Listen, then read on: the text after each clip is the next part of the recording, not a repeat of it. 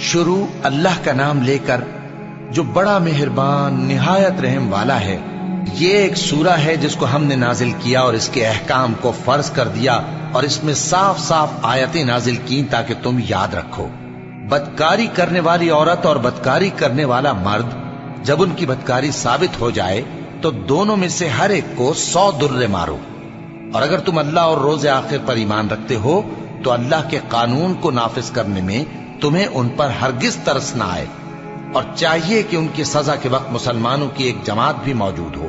بدکار مرد تو بدکار یا مشرک عورت کے سوا کسی سے نکاح نہیں کرتا، اور بدکار عورت کو بھی بدکار یا مشرک مرد کے سوا اور کوئی نکاح میں نہیں لاتا، اور یہ یعنی بدکار عورت سے نکاح کرنا مومنوں پر حرام ہے۔ اور جو لوگ پرہیزگار عورتوں کو بدکاری کا عیب لگائیں اور اس پر 4 گواہ نہ لائیں تو ان کو 80 درے مارو، اور کبھی ان کی شہادت قبول نہ کرو، اور یہی بد کردار ہیں۔ ہاں، جو اس کے بعد توبہ کر لیں اور اپنی حالت سنوار لیں تو اللہ بھی بخشنے والا ہے، مہربان ہے۔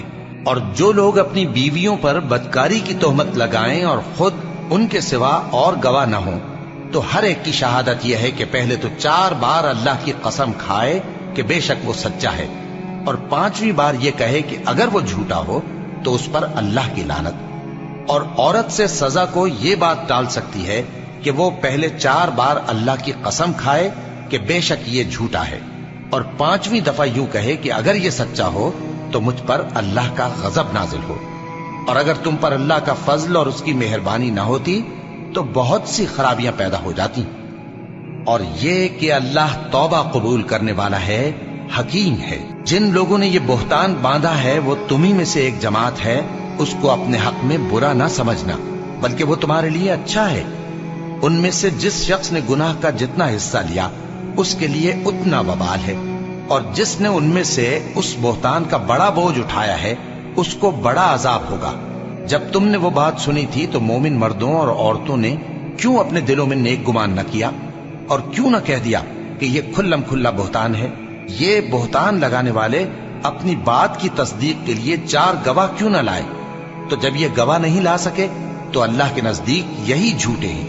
اور اگر دنیا اور آخرت میں تم پر اللہ کا فضل اور اس کی رحمت نہ ہوتی تو جس شغل میں تم منہمک تھے اس کی وجہ سے تم پر بڑا سخت عذاب نازل ہوتا، جب تم اپنی زبانوں سے اس کا ایک دوسرے سے ذکر کرتے تھے اور اپنے منہ سے ایسی بات کہتے تھے جس کا تم کو کچھ بھی علم نہ تھا، اور تم اسے ایک ہلکی بات سمجھتے تھے، حالانکہ اللہ کے نزدیک وہ بڑی بھاری بات تھی۔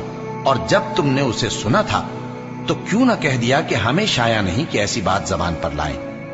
پروردگار تو پاک ہے، یہ تو بہت بڑا بہتان ہے۔ اللہ تمہیں نصیحت کرتا ہے کہ اگر مومن ہو تو پھر کبھی ایسا کام نہ کرنا، اور اللہ تمہارے سمجھانے کے لیے اپنی آیتیں کھول کھول کر بیان فرماتا ہے، اور اللہ جاننے والا ہے، حکمت والا ہے۔ جو لوگ اس بات کو پسند کرتے ہیں کہ مومنوں میں بے حیائی یعنی تہمت بدکاری کی خبر پھیلے، ان کو دنیا اور آخرت میں دکھ دینے والا عذاب ہوگا، اور اللہ جانتا ہے اور تم نہیں جانتے۔ اور اگر تم پر اللہ کا فضل اور اس کی رحمت نہ ہوتی تو کیا کچھ نہ ہوتا، مگر وہ کریم ہے، اور یہ کہ اللہ نہایت مہربان ہے، رحیم ہے۔